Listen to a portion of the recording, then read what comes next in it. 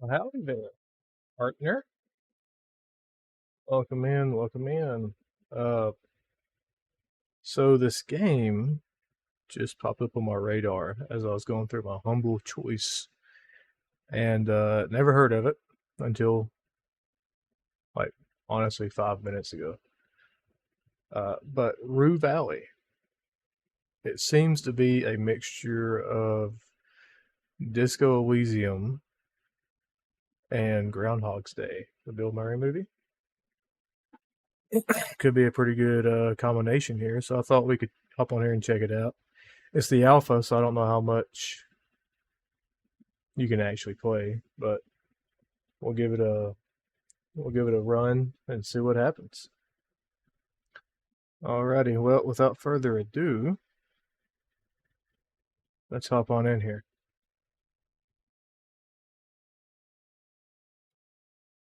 Hopefully the game has sound.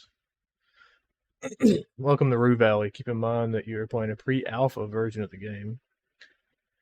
While you experience the story in the intended way, you'll also encounter environments, characters, animations, voice acting, and visual effects that are still in placeholder phase. I understand.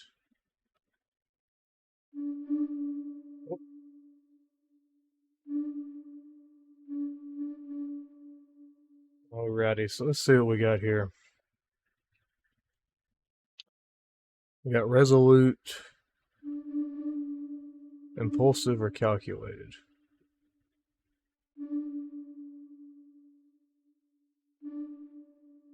You feel neither calculated nor impulsive,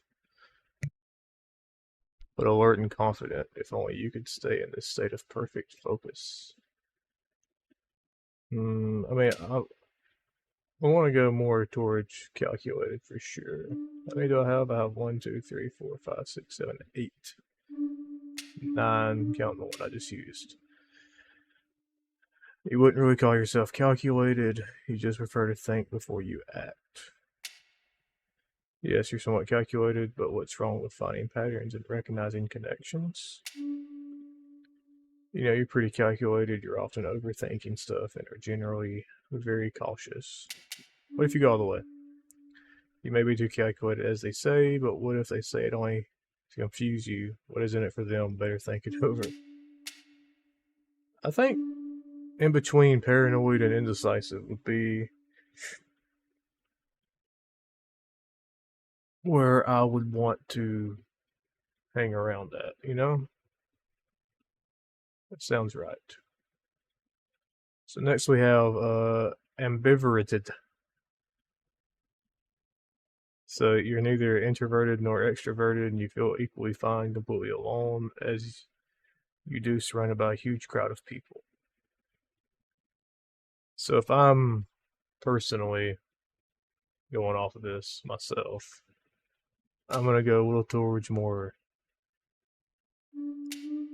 introverted. As only a somewhat introverted person, you can endure being in the company of others, but you can't perfectly hide how you really feel about it. Yeah, that sounds good. Then we have sensitive or indifferent. Well, if I'm being honest, I'm not super sensitive by any means. So let's see what indifferent leads us to. You're not that of an indifferent person, but you do find it easy to distance yourself from emotions, both yours and those of other people. Being a somewhat indifferent person means you realize the emotions exist, but you usually ignore them. You're quite indifferent, and you've been told that you act like you're divorced from any emotion, but you never really thought of yourself as a cold, uncaring person. Why not? You're quite introverted, but you still enjoy being in crowds. Sometimes two could be considered a crowd, right? Let's just split it down the middle, right? We'll be half introverted, half calculated, and half indifferent.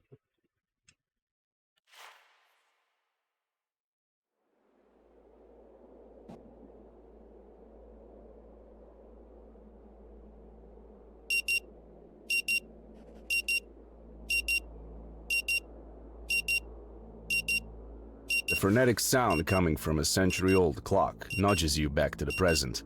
The stale air perfects the image of the old motel room.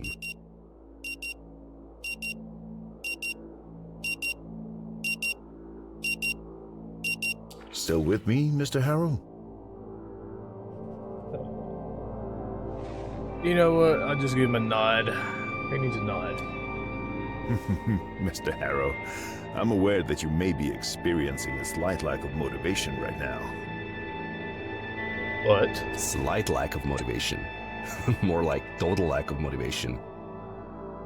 You'd rather stay in bed all day instead of attending this joke of a therapy in the middle of nowhere. And we'll surely be coming back to this condition of yours later during our sessions. But for now, I just want you to acknowledge its existence and try to stay aware of it at all times, if possible. I really like the art style we have here.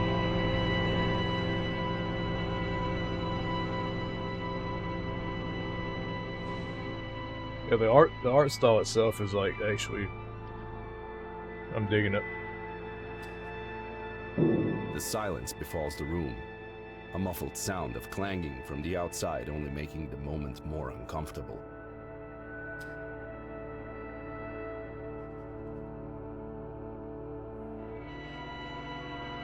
I'm fine. That's good to hear. Now, in order to keep us focused, I always limit the session length to exactly 1 hour, hence the alarm. However, since this is your first session, I'll allow a few questions, if there's anything. Can't you simply state that I'm fine so we can both continue with our lives? It's another session really necessary? I was hoping this would be a one-time thing. And why do we have to do this here in the middle of nowhere? Yeah, just say I'm fine, bro. I mean, what's the harm of that? Mr. Harrow, that is out of the question. This is a court-ordered therapy, and both of us could be fined or worse if we don't see it through. And I have my own professional reasons, besides the legal ones. You require help, and I've been designated to provide it. I've never let a client down, and I'm not about to do it now. Seems like a nice guy. Any other questions? Yeah, why don't we gotta do this out in the middle of nowhere, bro? It may be hard to understand the need for isolation at first, but my methods require complete divergence from the client's regular way of life, as well as temporary distancing from their social groups and circles. This place is ideal in that regard. However, it's understandable that you need a period of adaptation to both this idea and to your new surroundings. That's also why I haven't asked you to hand over your phone yet. But please don't be alarmed. We'll talk about all of it in due time. Anything else? That's it, buddy. All right then. That's it for today. Through the door, you hear that sound again.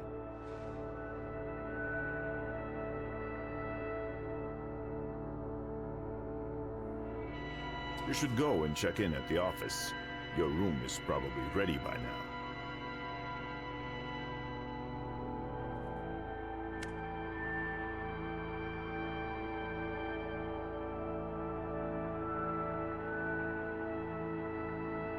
Alrighty.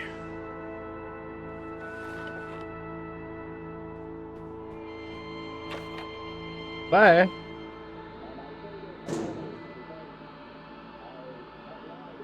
Next to you is the source of the clangs you heard from inside. A young woman beating up an old vending machine.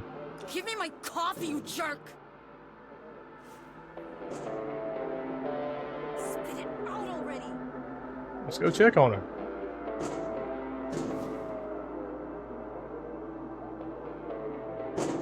Could she be here for therapy as well? Who knows, but unlike you, she definitely looks like she needs it. Poor woman, she could consult with a real professional, not a charlatan like Dr. Finnick. Somebody needs to be sent away from their home to this dump regardless of their mental state. Yeah, let's go with number 2. And yet, we should be done with lunatics like her. Let them rage around freely, yelling and kicking vending machines whenever they go. There must be a better way to help a distressed person.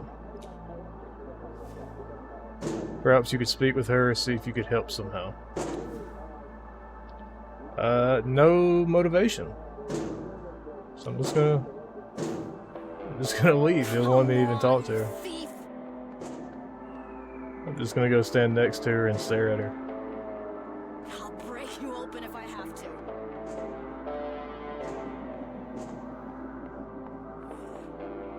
Really know where I'm expected to go if I'm being honest right now.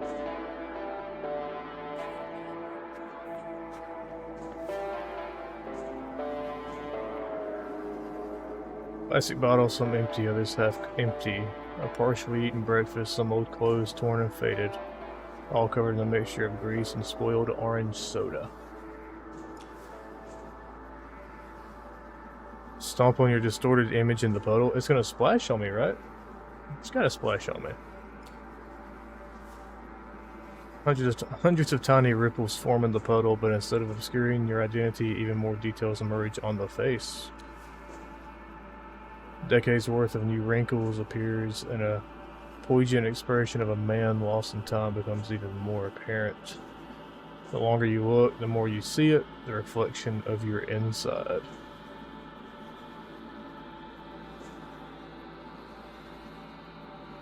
I'm just gonna ignore it and walk away. Don't think we need to go super deep right now.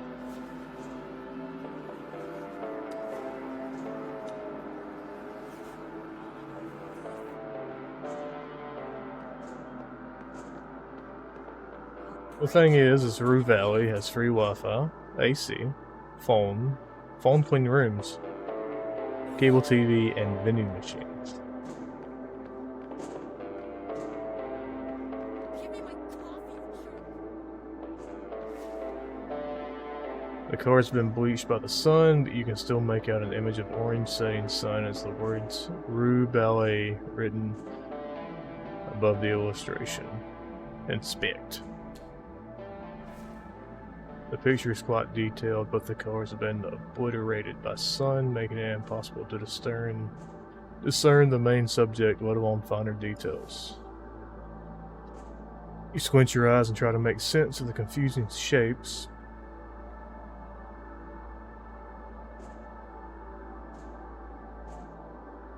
But everything seems blurred and distorted. However, as you keep looking, you finally start to see a magnificent stage. A ballerina dancing gracefully. A lively group of musicians and an audience dressed in formal attire. Let's check out the orchestra. The varnished wood of the violins is reflecting the orange hues of the setting sun. The curved bodies of cellos stand tall and proud, and the trumpet player holds his instrument with arched back. A silhouette reminiscent of a tree struck by lightning. What's the ballerina up to? The ballerina, wearing a tutu, stands in the center of the poster in point, with her arms gracefully extended above her head, almost like she's waving to you. And the stage? The stage is adorned with elegant curtains, and a strange chandelier is hanging from the edge of the poster. Alrighty, and the audience. Men appear to be dressed in tuxedos, and women in elegant evening gowns. They seem to be fixated on stage. Their overly stylized faces seemingly expressing a range of emotions from awe to excitement.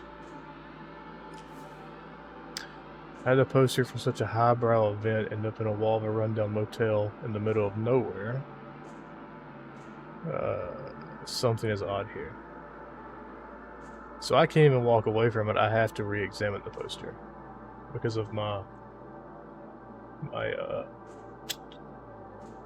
deal, I guess.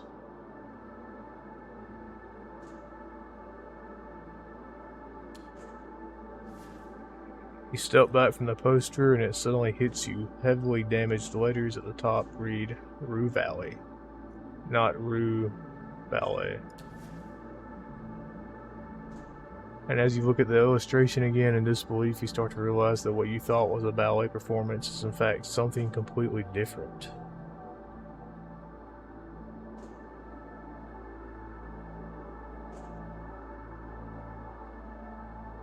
Huh. Check out the stage again. The stage is but a desert landscape with orange sand dunes, and a rocky mountain range in the background. You mistook for the curtains, and the chandelier that you saw is just an embellishment on a poster's border. Alright, so are we mentally unstable? Is that where we're going here? I feel like that's definitely where we're headed.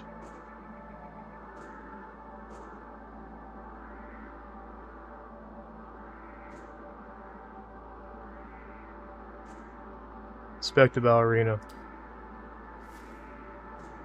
The ballerina is a group of people huddled together with their hands raised. Their movements blurred by the damage to the poster. What about the orchestra? The musicians are in fact a group of disfigured trees and a cacti, their branches angled in a way resembling different instruments. Take a look at the audience. The audience is a cluster of inanimate boulders, their shapes distorted to resemble people sitting and making gestures.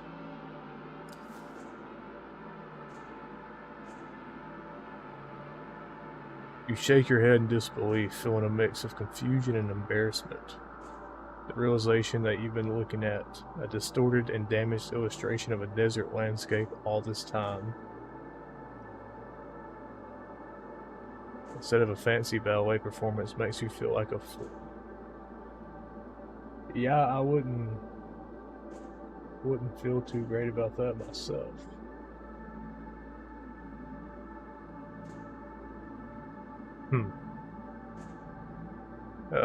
I knew something was off. They're trying to gaslight me, make me question my own reality. Yeah, you know what? I'm paranoid. They're playing mind games with me, so we're gonna hit them with this. Precisely, Dr. Finnick probably designed and put up this poster specifically to produce these thoughts in your mind and make you rely on him for help, keeping you here forever. That's it. Mystery solved.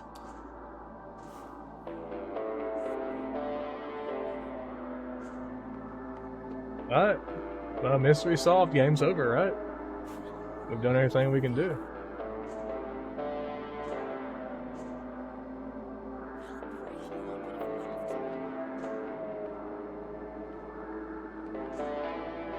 So go on here and check out the, Yes. Oh. Yes, I'm sure. Social check. Try to get her attention. It's best to let her make the first move. She'll soon notice you on her own in the phone call and ask if she can help you. That's what receptionists are supposed to do. Pretend to look at the leaflets laying on the desk and hope she will address you eventually. You grab a leaflet and stare through it, preparing mentally for the imminent conversation.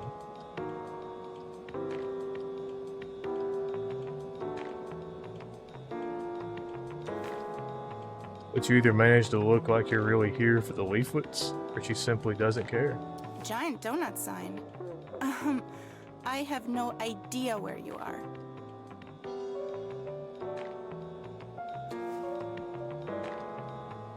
Awkward. Move away from the reception desk and stop invading her personal space. Yeah, I'll just dip out. Yes. Now, turn right, and then immediately take a slight left.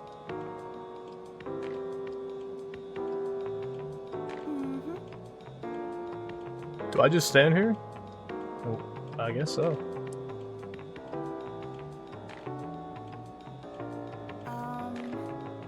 Sounds like you missed the exit.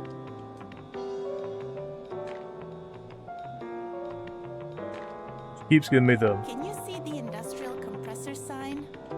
No?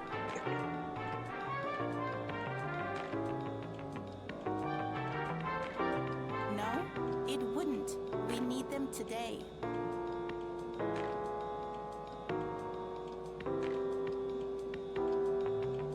No, that would lead you right back to the barricade. Yeah, whenever you get time for me. You're at the giant donut again? Crap.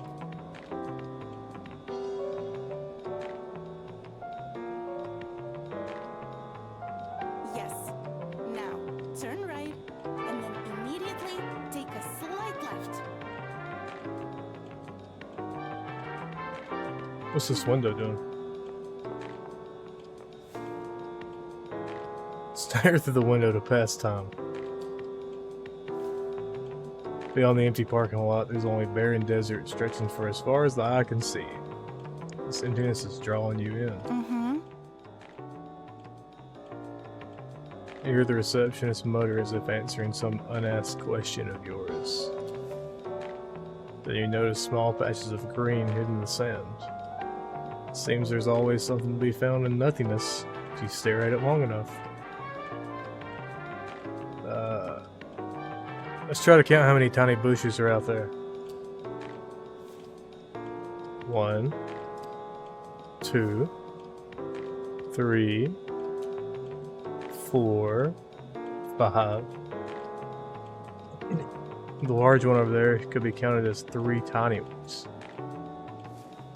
That's 8 then. And this one is 9.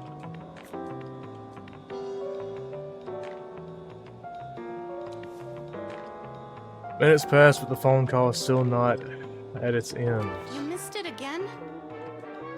Of course it's a real road. Stare through the windows some more, please. I'm not gonna put my fingers on the window. It's not gonna happen.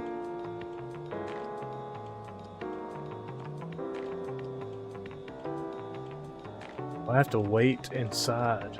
Can you see the industrial compressor sign? No? This chair looks very old but sturdy. Might as well sit down.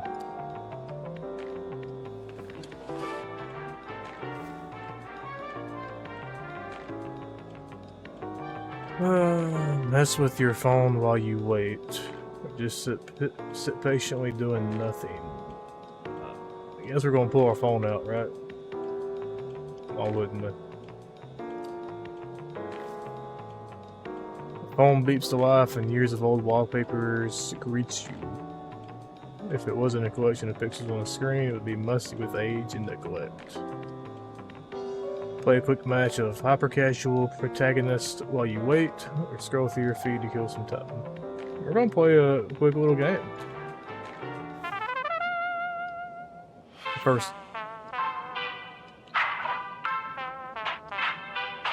first wave of tiny bow tie wearing antagonists appears on your phone screen. Touch one of them. You tap the one carrying a golden fork, and he instantly turns into an amorphous purple splotch. A matching splotching sound effect plays at the same time, further confirming that the bow tie wearing golden fork carrying antagonist is no more. I guess I'm supposed to squash all of them.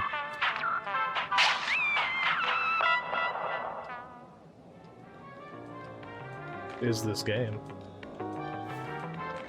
The receptionist is still giving directions over the phone, and you're getting restless. Dude, you could tell whoever that is on the phone to set it down. Like, give you 1 minute to let me check in. Okay, let's try again. No. Can I not walk back over there? I can't do anything because I'm awkward.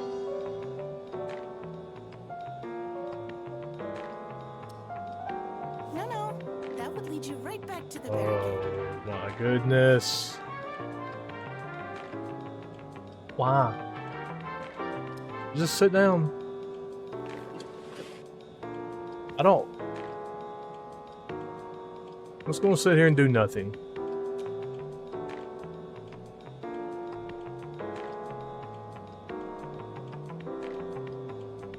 Oh, thank goodness she's off the phone. Right? I don't see that in her hand. All right. I understand. Yes. Bye. Thank you. Oh my goodness. Hi. Can I help you? I would have finished the call earlier if I knew you were waiting for me. You're too quiet. I was standing right here in front of you, lady. How did you not see me? Why would I sit in this chair and just look at you the whole time? I didn't want to interrupt. Oh, that's so sweet of you. Okay, let's get you into your room. So, number 6. That's the last one on the second floor. Everything is prepared for you, and this is your key card. Thank you. You stretch your arm politely, hoping she'll hand you the card, but she's completely ignoring your gesture and is silently waving it around. I see you're confused by this. You were expecting an old-fashioned key, weren't you? Well, we've decided to modernize for a number of reasons. Yeah, key cards are great. She nods in response, but then continues as if you haven't said anything. Just take deep breaths. Take a deep breath. Everything's gonna be okay. Don't get mad. Actually, one reason to be perfectly honest. The guests just kept on losing their keys. It was exhausting. And my uncle didn't like the cost of replacing so many locks. So yes, we've decided to use electronic key cards. Cost us a lot to implement. But now when a guest loses their key, we only need to replace a piece of programmable plastic. How great is that? It makes my life so much easier. Oh, notification from her phone. She immediately grabs the phone, smiles, and starts typing a message as if she suddenly forgot she's talking with you. Alright, I'm about to lose my temper right here. So, here's your key card. And I'll need your signature here. Yeah, we're gonna read it. Definitely gonna read it. 'Cause I do not trust her. I do not trust her. I'm gonna say it now. No trust. None. Zero. They won't get you this way. They won't get you this way, and don't forget the small print. Oh, are you a lawyer, perhaps? Not really. She's right, you're not a lawyer. So who are you kidding? Just sign the damn document. And prepare for the unknown consequences. Alright. Thank you for your trust, sir. I'm here if you need anything. Enjoy your stay. She has zero of my trust. None. Thanks, bye.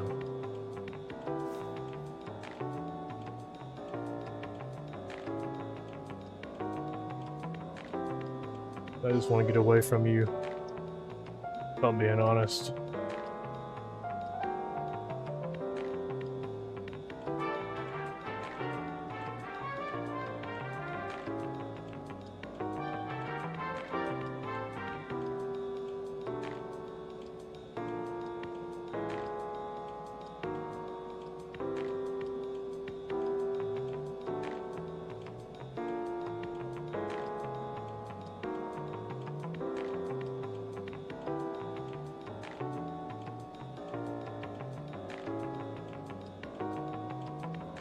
Alright. Let's go. Let's get out of here. Don't like being in there. It's very, very ungood.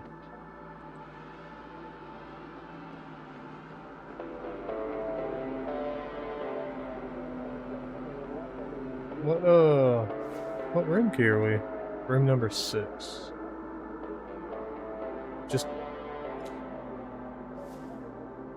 Simple car with Rue Valley Motel and room 6 printed on it. So is it like 1, 2, 3?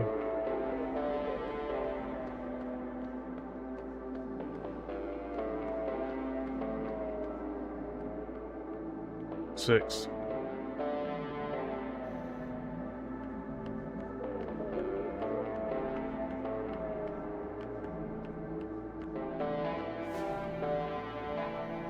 The paint is spilled from the wood of the door, but number 6 is new, shiny, and chrome. Unlock the door with your card. You know what, first let's try the knob to see if it's even locked. You press the knob and push the door, half expecting it to work. It's locked. Alright, good.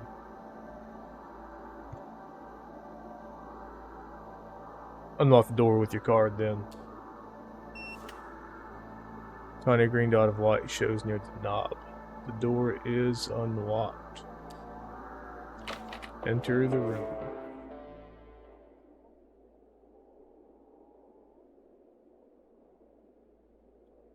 I had my suitcase. I'm not gonna ask questions. But I won't touch it. Hundreds of strangers have slept in this bed, leaving behind flakes of dead skin. Still, you can't wait to jump into the sheets and contribute to the collection. Between you and the object of your desire, on the folded sheets lays a dusty suitcase. Your suitcase. The smallest one you own. Can't deal with this now. We're gonna put it away. Yeah, it's such a chore, but the more you prolong it, the worse it will get. If you unpack now, it'll feel even harder and more pointless to do it later. Step by step, a simple act of unpacking will become an insurmountable burden, and even thinking about it will make you feel weak and powerless. Do you really want to crawl back into that deep black pit? Yeah, I mean, he right. We should unpack it. We're gonna unpack it. There's not much in the suitcase. Spare clothes, a phone charger, toothbrush, and a couple of other items. You really haven't planned on staying here long. You better see if you have washing and drying facilities. Sessions with Dr. Finnick. Said days or weeks or months even. Unpack the suitcase.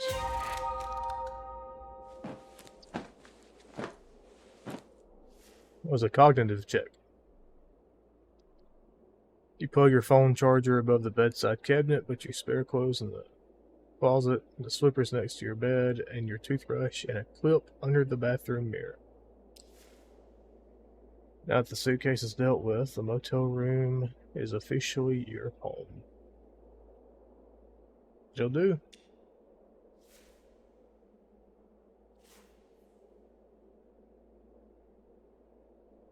Alright, so what are we working with here in the old motel room?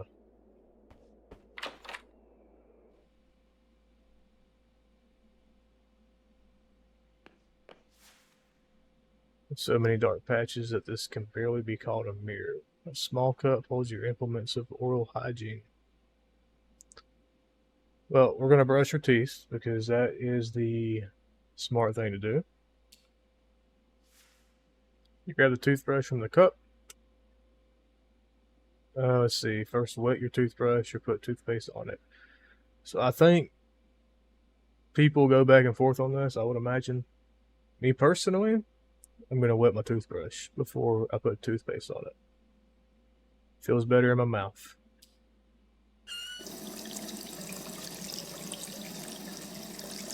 As soon as you turn on the tap, horrible smell fills your nostrils. That's why there's a plumbing issue in hell and all that black sewage is feeding directly into this faucet. You see the water streaming out of the tap. It's a healthy shade of jet black, mixed with chunks of silt. Yeah, I think I'm just gonna, yeah, we're not gonna do that. That's a health code violation. I'll get her for that. Let's look at the mirror. The mirror splotches make interesting patterns on your face. They cover a dark circle here and a mole there and a patch of wrinkles. A mole? Could it be skin cancer? The good old mole under your left eye is with you as long as you can remember. Yet still, has it grown in any size? A little? Changed its color? Maybe. Pretty sure it has. Perhaps you're imagining it. Or it may be too late to worry about it, and you'll die in a matter of days. I mean, you never know, right? Never know. Look at the mirror again.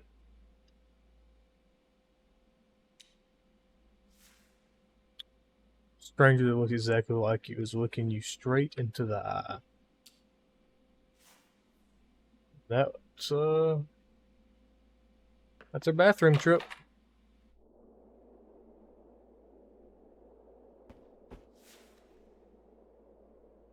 Despite the tight sheets and a crisp-looking pillow, the bed reeks of dust and age. Getting into it.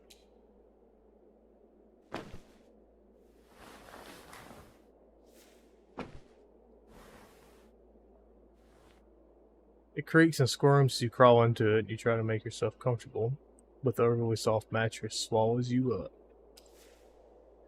As soon as your head touches the rough pillow, though, tiredness overwhelms you. Come to this nowhere motel to attend therapy you don't need, has drained you both physically and mentally. You were desperate to get some sleep, yet after weeks of wakeful nights, you know it won't come that easy. I'm not a big fan of playing with the phone before bed, so we are going to just close our eyes and hope we go to sleep.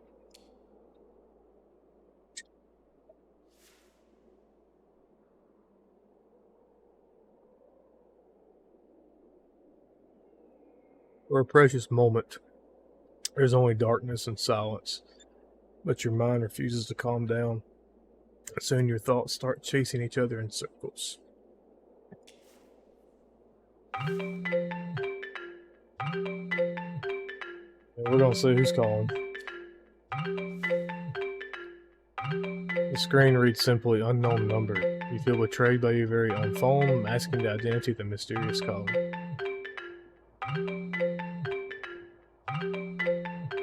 Got nothing else to do, right? Hello, sir. Am I speaking with Eugene Harrow? What can I do for you? Well, Mr. Harrow, the real question is, what can we do for you? My name is Percy Rugger, and I'm a senior sales executive at Ulterior Paralegal Exploits Consultancy. We'd like to offer our help regarding your case. And what is my... Actually, you know what? Who gave you this number, boy? Well, Mr. Harrow, to be honest, I don't even have your number. It was randomly selected by the computer. The privacy of our potential clients is among our core values here at Ulterior Paralegal Exploits Consultancy, I can assure you. I would doubt that. Say it. I doubt it. I just doubt it. Now, if my information is correct, you have recently been unjustly forced to participate in a treatment which, in our opinion, may have consequences not aligned with your best interests.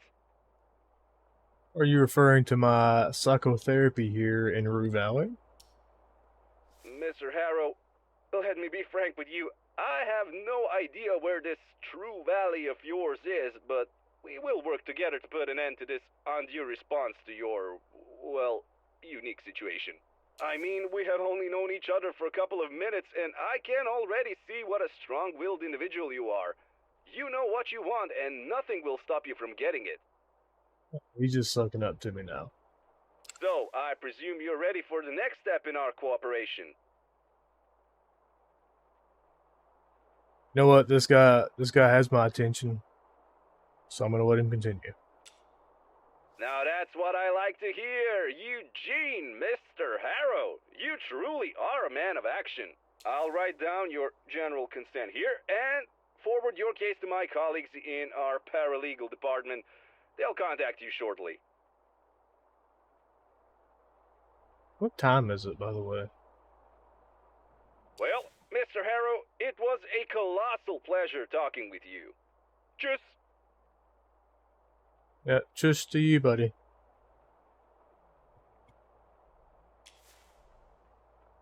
Before you have a chance to say anything, the phone line is already dead. At least now you know you're not the only one realizing the absurdity of this mandated psychotherapy. Alright.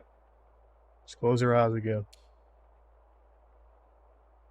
We're gonna call back, aren't they?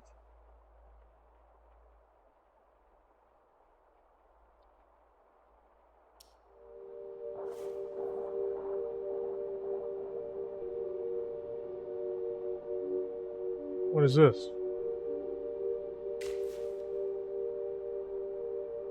An image of the young woman appears. She's punching and cooking the old vending machine. Could she be here for therapy as well? Ignore her. It is what it is. You have nothing to say, nothing to do, just the bare minimum.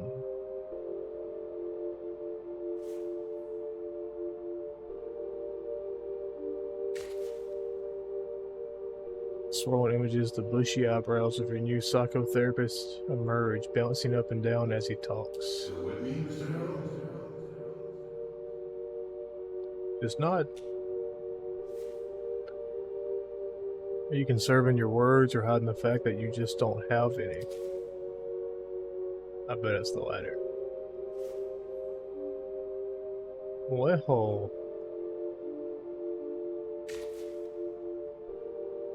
you see yourself standing in your new motel room, holding your phone next to your right ear. My name is Percy Robert, and I'm a senior sales executive at Ulterior Paralegal Exploits Consultancy. We'd like to offer our help regarding your case. My case? Oh, come on, you know what he's talking about. Do I know what he's talking about? This woman right here. From the blur of half-formed memories and impressions, an image of the receptionist emerges. You're desperately trying to catch her attention, but she's completely grabbed by the ongoing phone call. You tend to look at the leaflets laying on the desk and hope she will address you eventually. We're not going through all this again, are we? What a pathetic attempt at acting. Or did you try to act badly, hoping she'd take pity on you?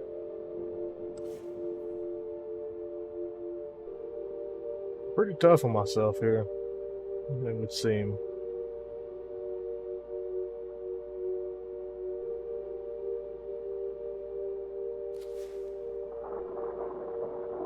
As your conscience keeps spinning around the carousel of recent experiences, it turns into a cyclone of painful memories, repressed thoughts, and strange images.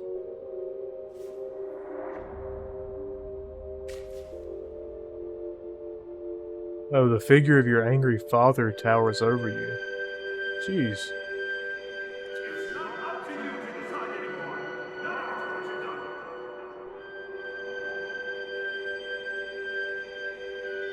But I didn't do it at the end. You just want to get rid of me, admit it, or say nothing.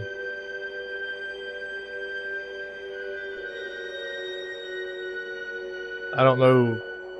I'm gonna say nothing. I want to figure out what's going on here. Emptiness inside you grows, absorbing one more chunk of yourself. You are falling.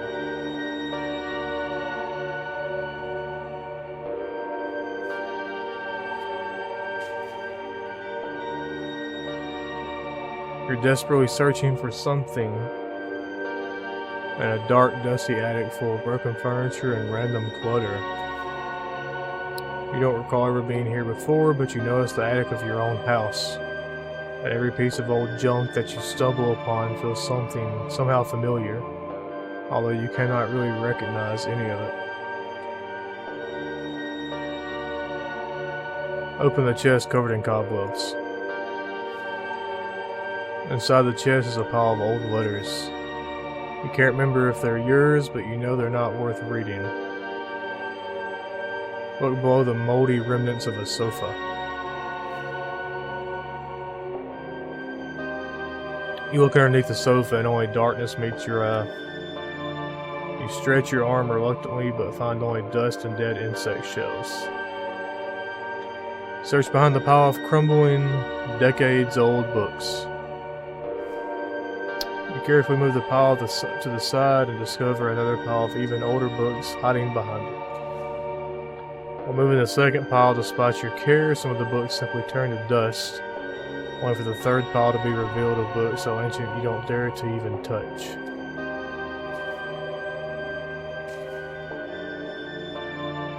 Find yourself walking through a desert, your eyes are fixed on the guide in front of you, and your feet are trying to keep up with their steady pace. But the distance between you keeps growing until the guide becomes merely a dot nearing the horizon. Once you finally admit you can no longer see them, your body collapses onto the cracked earth below. You surrender to the bittersweet feeling of hopelessness and decide this spot will be your grave, and the sun your executioner. But it will be no swift act of mercy. No. You will be tortured and kept wishing for it all to just end.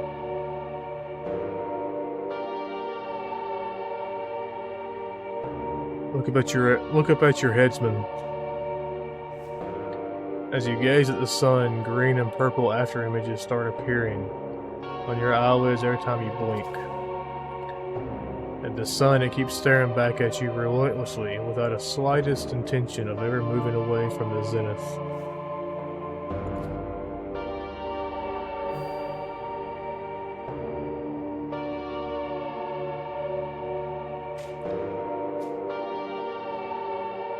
Emancipate the cocoon memories.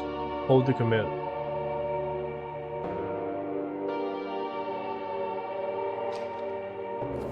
Not enough willpower. But these are embodiments of my feelings. More like random neural activity in your brain. Best forget about them. I just know they're important.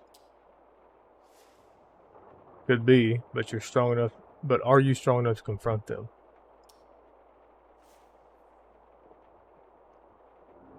I do not think we are strong enough to confront them just yet.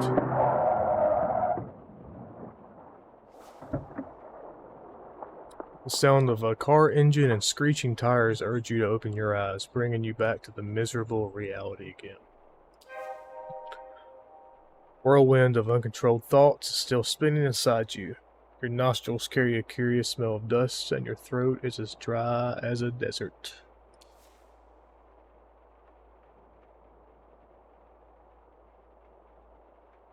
It was foolish to hope you'd fall asleep.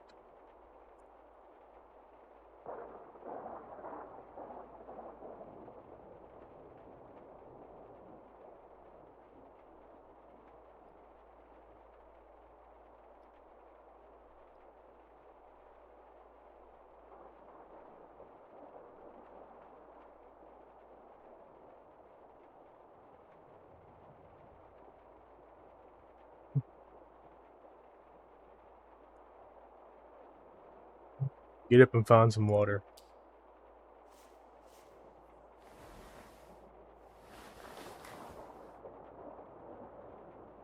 I'm pretty sure we're not drinking the water in the sink, are we?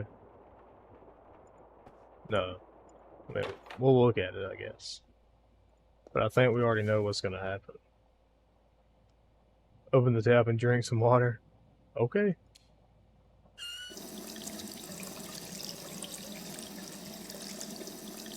So, pretty much the same thing. So I think we can go to the vending machine downstairs. Because that's our only option, right? Yeah.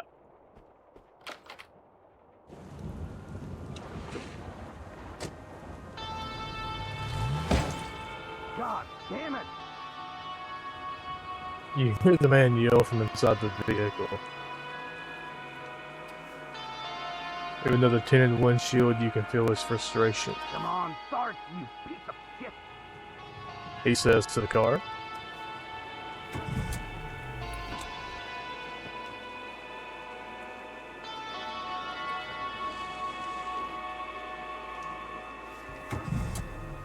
Judging by the reckless driving, you just witnessed the man's either under the influence or another patient of Dr. Phoenix.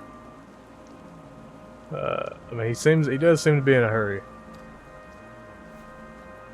In a hurry to break his neck, perhaps.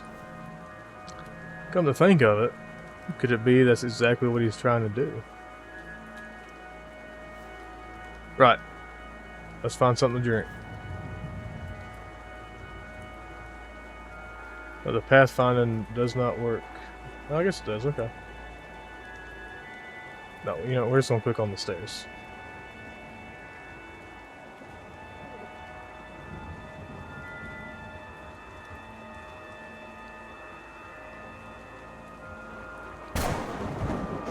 Ooh. You jump as if someone poked you in the stomach. For a split second, the whole world was exploding, but it was just a thunder. The lightest one you have ever witnessed.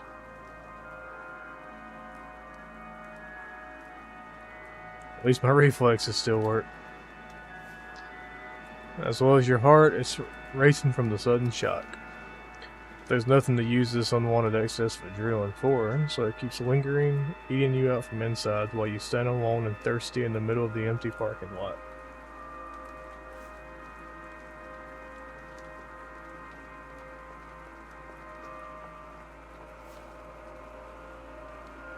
The battered machine seems to be decades old, except for the newly installed, comically large, reddish button.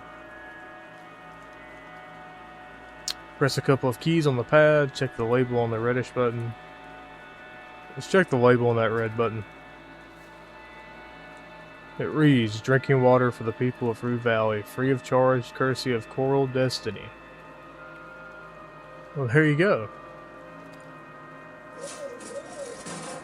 With a bang and a clang, the machine vomits out a bottle of water. The almost frozen plastic feels slippery in your sweaty hand.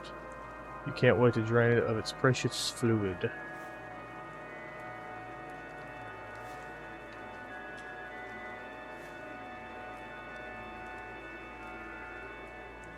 Wait, how come the water is for free? Think, man, think. You've allowed yourself to be seduced by the promise of that cool, fresh sip. Stop that and ask yourself the important questions. Who benefits from free water? Why would anyone just give away something of value for nothing? What if they're trying to poison us? Exactly. Don't open it.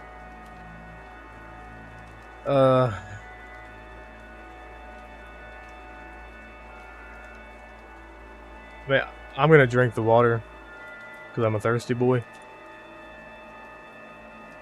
As long as the seal is still, you know, sealed, I'd be fine with it. Rip open the bottle cap and start draining the water bottle until you hold a shriveled plastic husk in your hand.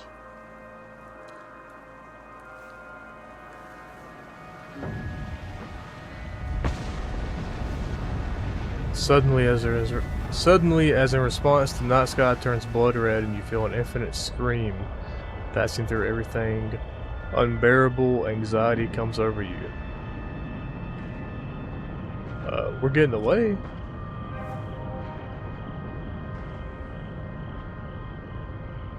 But you can't run away from the whole sky on fire any better than you can from your own past. So we're just gonna close our eyes. Your eyelids connect and darkness greets you for a mere second, but as always, the carousel of suffering starts spinning at once. How do I stop it? That's easy. Simply stop being you. But nobody can stop being themselves. I see you're confused by this.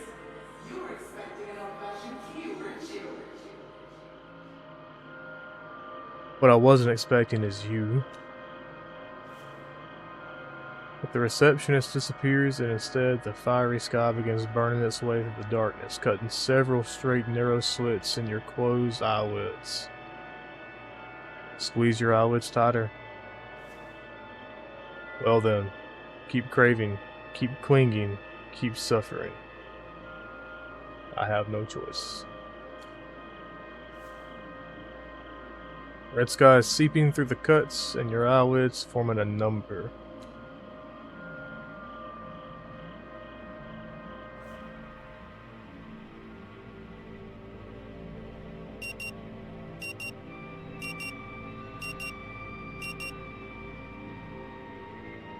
Still with me, Mr. Harrow?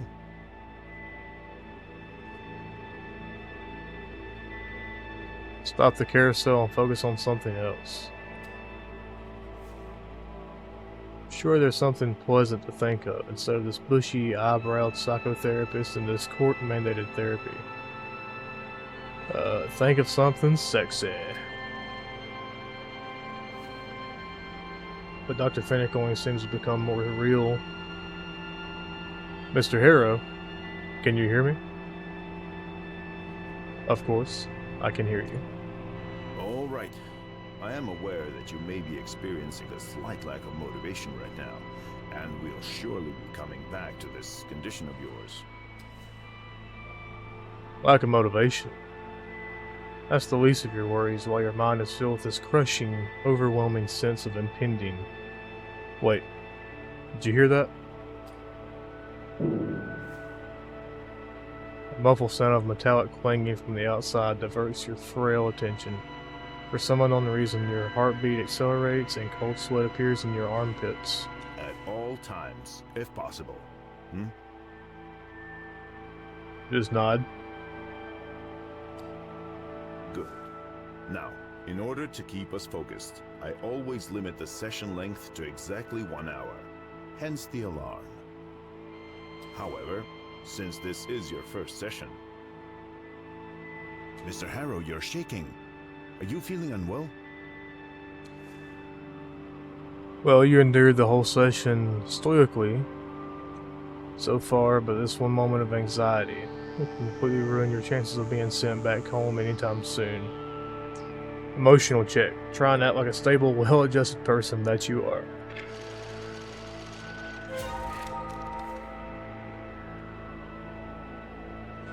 There's no denying you're upset. The doctor has noticed it already. Best to be honest about it. We're just gonna tell him we're feeling anxious, man. I mean, it is what it is. That's understandable. Sometimes anxiety seems to appear out of nowhere, which can be quite frightening. But even though the experience is not pleasant at all, you should always keep in mind that it is a completely normal emotion, and as such, it will eventually pass. And may I add, your willingness and strength to identify and communicate your inner state are very commendable. Trying to understand our feelings is always a good idea, and very often a necessary step in process of getting better. May I ask, how is your sleep these days?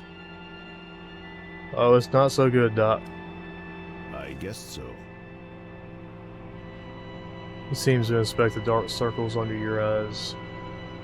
Well then, if you happen to have trouble falling asleep tonight...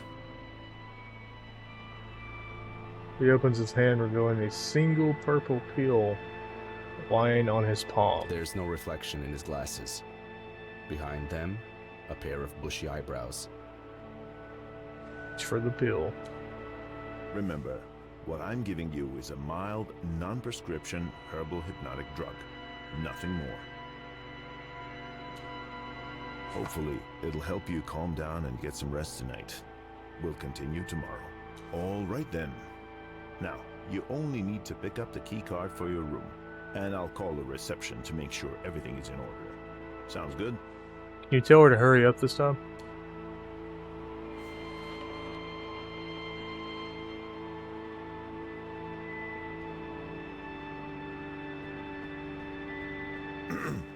The exit is behind you. That's the bathroom. May I use it, please? Of course. Thanks, Doc. Ooh, there's something in the sink. The book's cover is dominated by a stunning redhead, her face smudged with makeup, her dress tight. Shadows gather all around her, but a gun in her hand shows she's ready for any danger. And with that, décolletage, she's dressed to kill. Above the woman, a title, Lilith Undercover. Below her, the name of the author, T.J. Sampson. Toilet literature.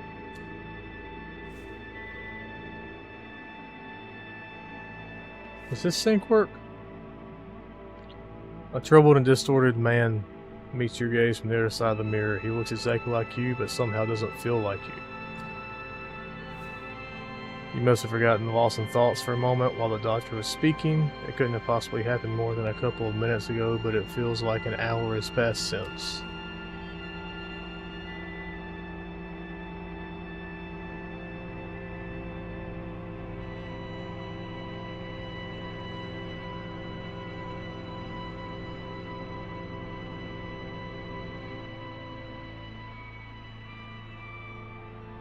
Huh. Then the sound of the old alarm clock awakens you from a daydream you can't remember, and this overwhelming tsunami of dread appeared out of nowhere. Splash some water on your face and calm down, boy. As soon as you turn on the tap, horrible smell fills the room. A stream of black water flows up the old pipe. But somehow this doesn't surprise you. Instead, it's almost like you could have expected it to be like this.